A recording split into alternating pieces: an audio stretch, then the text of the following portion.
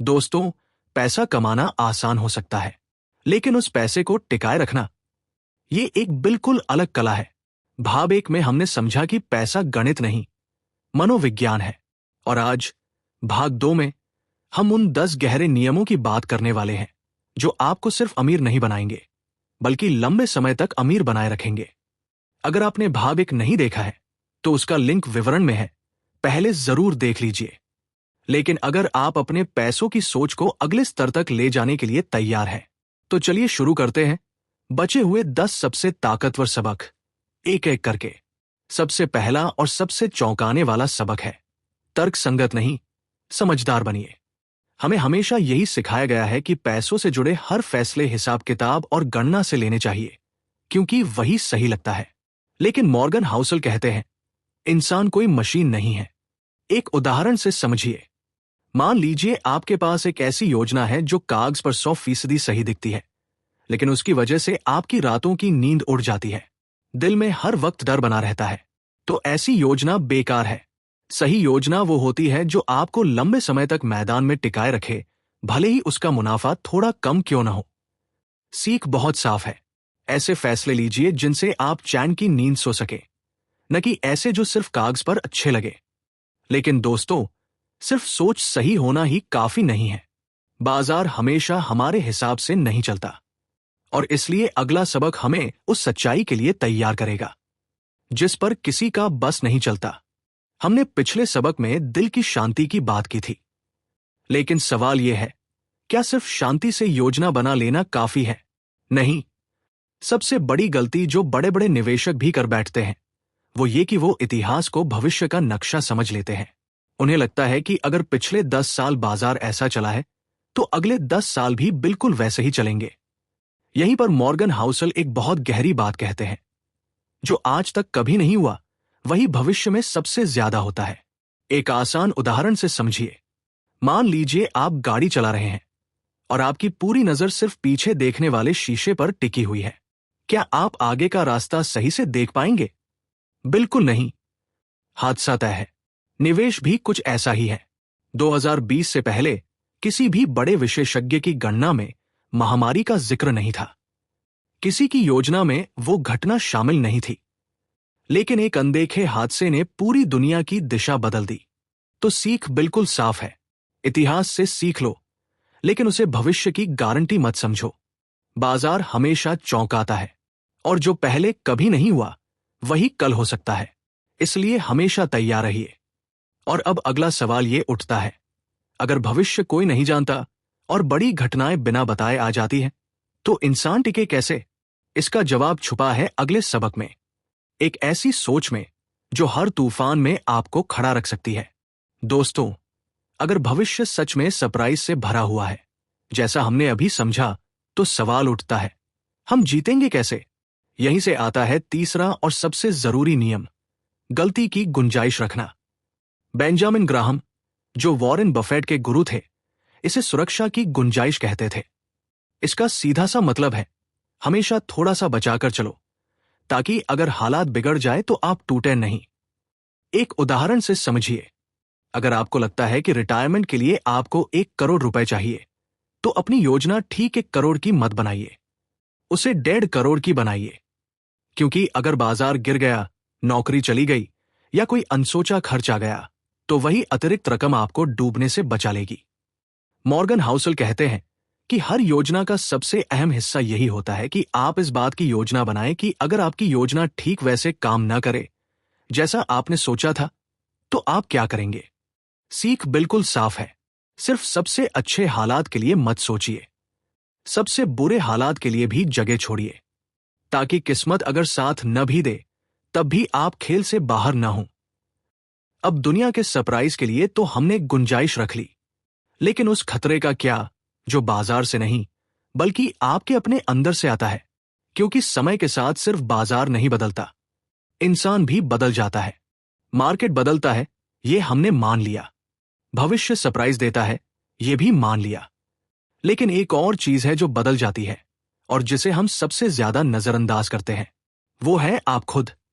मनोविज्ञान में इसे इतिहास का अंत होने का भ्रम कहा जाता है।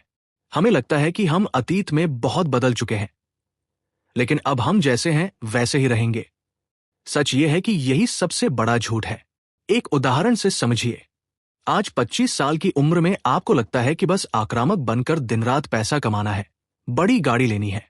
उसी जोश में आप बड़ा कर्ज ले लेते हैं या बहुत ही सख्त फैसले कर लेते हैं।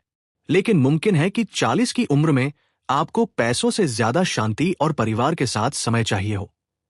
तब आज लिया गया वही फैसला, वो बड़ा कर्ज, आपके भविष्य के लिए एक पिंजरा बन जाएगा। मॉर्गन हाउसल कहते हैं, अतियों से बचो। ऐसा कोई भी आर्थिक फैसला मत लो जो इतना चरम हो कि अगर तुम्हारा मन बदल जाए तो तुम फंस जाओ। इसका सीधा सा सबक यही है कि अपने आर्थिक प्लान में लचीलापन रखो। आज के फैसलों से अपने भविष्य के खुद को बांध मत दो, क्योंकि भविष्य का आप आज के आप से काफी अलग होगा। अब हमने समझ लिया कि बाजार भी बदलेगा और हम भी बदलेंगे। तो जब इतने बदलाव और अनिश्चितता झेलनी पड़ेगी, तो इसकी कोई कीमत भी होगी। क्या निवेश की दुनिया में सच में कुछ मुफ्त मिलता है? इसका जवाब है अगले सबक में। जिंदगी और बाजार के इन सारे बदलावों के बावजूद अगर आपको सच में दौलत बनानी है तो उसकी एक कीमत चुकानी पड़ेगी। लेकिन याद रखिए, निवेश की दुनिया में ये कीमत रुपए या डॉलर में नहीं होती। एक उदाहरण से समझिए। मान लीजिए आप डिज्नीलैंड जाते हैं। टिकट महंगी होती है, फिर भी आप खुशी खुशी पैसे देते हैं, क्योंकि बदले में आपको मजा मिलता है। आप उसे सजा या जुर्माना नहीं मानते, आप उसे फीस मानते हैं। मॉर्गन हाउसल कहते हैं कि बाजार की उठापटक जुर्माना नहीं है, बल्कि फीस है। जब बाजार गिरता है या आपका पोर्टफोलियो 20% नीचे चला जाता है, तो हमें लगता है कि हमने कोई बड़ी गलती कर दी। लेकिन सच्चाई यह है कि वही गिरावट लंबे समय के रिटर्न पाने की एंट्री फीस है। डर, अनिश्चितता और उतार चढ़ाव के बिना बड़ी कमाई संभव ही नहीं है। इसका सीधा सा सबक यही है कि जब बाजार गिरे तो घबराइए मत। अपने आप से कहिए कि ये वो टिकट का दाम है जो मैंने अपने भविष्य की दौलत के लिए चुकाया है। हर चीज की कीमत होती है, ये तो हमने समझ लिया। लेकिन असली परेशानी तब शुरू होती है जब हम अपना खेल छोड़कर किसी और के खेल की टिकट खरीद लेते हैं। एक निवेशक को कभी भी ट्रेडर की तरह नहीं सोचना चाहिए। अब इसी बात को अगले सबक में समझेंगे। फीस भरने के लिए तैयार रहना अच्छी बात है, लेकिन दोस्तों, सबसे बड़ी गलती हम तब करते हैं जब हम दूसरों को देखकर अपना खेल बदल लेते हैं। पैसों की दुनिया का सबसे बड़ा झूठ यही है कि सब लोग एक ही बाजार में एक जैसा खेल खेल रहे हैं।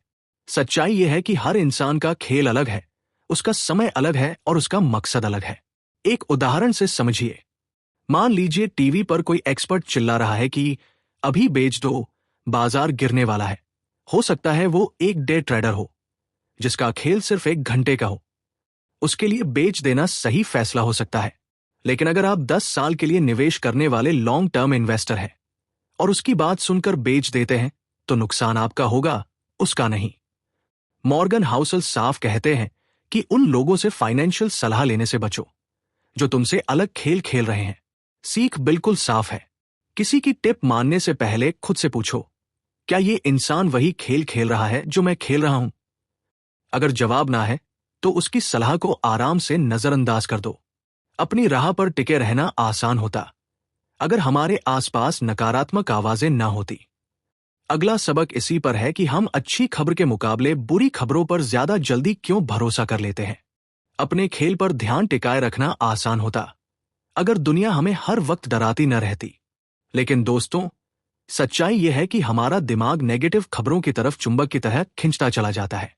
मॉर्गन हाउसल इस पर एक बहुत कड़वी लेकिन सच्ची बात कहते हैं।